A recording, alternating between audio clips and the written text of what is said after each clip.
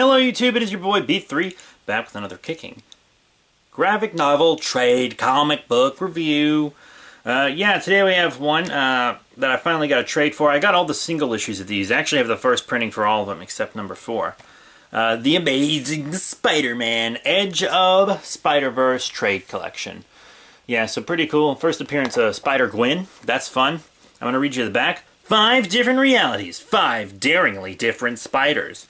The prelude to the biggest Spider-Man event of all, Spider-Man Noir returns as Peter Parker of the 1930s finds himself facing Mysterio. In another reality, discover the secret of Dr. Aaron Ackman, the Spider-Man, who were the villainous Red Eye and Nomura. And can Aaron live through Morland's arrival? And in a universe where the story takes a horrific turn, a radioactive spider bites a high school nerd who's already something of a monster, then what or who is the incredible SP-DR?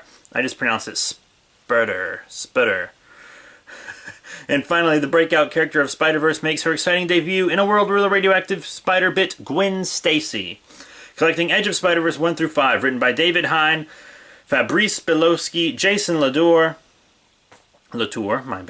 Dustin Weaver, Clay McLeod Chapman, and Gary Way, and illustrated by Richard Izanov, Robbie Rodriguez, Dustin Weaver, Elia Bonetti, and Jake Wyatt. So the names I recognize here are really only Robbie Rodriguez.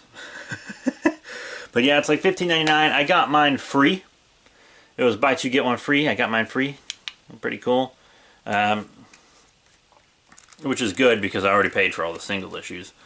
But I mean, it's got some good stories in it. The first story, Spider-Man 2099, it's probably the, I don't want to say worst one, but one that interested me the least. Mysterio's like a showman, magician type dude, and he's trying to sacrifice Spider-Man 2099 for like the Kingpin or something, and then this Bioshock looking motherfucker shows up, and then Noir gets recruited onto Doc Ock's team, and then Spider-Gwen, we get her backstory real quick.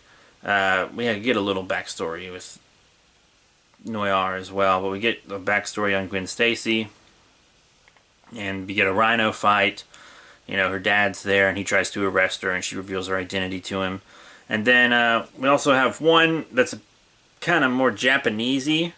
There are 2 of them that are a little Japanesey, but he's got like a high-tech spider suit, the Aaron Ackman Spider-Man, and he mixed his own genetics to make himself a spider. And then it turns out the villain is someone he knew the whole time, and it doesn't look like he actually ends up saving his reality. It looks like because Morland invaded, he might have failed.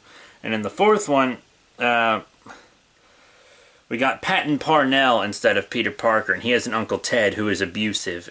But Patton Parnell kind of likes to experiment on animals, like cruel experiments. And the Mary Jane of his world, who I think is Mary Sue or something, Sarah Jane, something like that. I want to say Sarah Jane, actually. But he gets bitten by a spider in a genetics lab, and then he becomes a bit more spider-like. He's eating small animals, sucking out their juices, has organic webbing, and he becomes literally a monster. And it really, it's a horror story. It's not a superhero story. This is a straight-up horror story in this book. It's my favorite one, to be completely honest with you. Number 4 is my favorite one. Very scary. I'm not going to tell you any more about it. He just becomes this monster, and Morland ends up destroying him.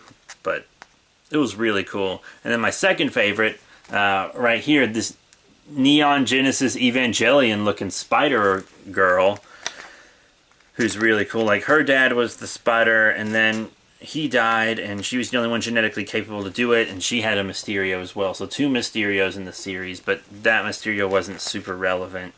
And then she gets recruited by Spider-Ham, who everyone likes more than I like him. And I think in Assassin Spider-Man, she has her own not Deadpool, Daredevil. These, But she was really cool. I'd read a comic about her. Very cool. But yeah, those are the 5 stories. They're all good. None of them are really bad or anything.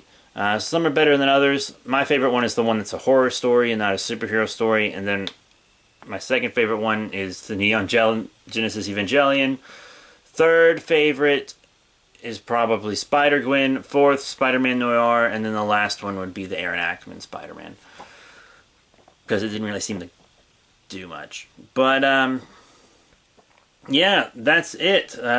The Amazing Spider-Man Edge of Spider-Verse. I'm probably going to get more Spider-Verse stuff just because it was an event I'd really like to revisit. I really enjoyed it, but that's it. Thank you all very much for your support. It's been a rate, comment, and subscribe. Check out the links in the description below, Facebook, Twitter, etc. I don't know what I'm going to do next. I want to stay away from DC for a little bit again. I really want to read some Superman, some Detective Comics, and Action Comics, but I also got to get through Miss Marvel, some Venom stuff. I have a lot of Venom stuff to read, including Space Knight. I got Silk. I still have to do Silk, and a little Fantastic Four.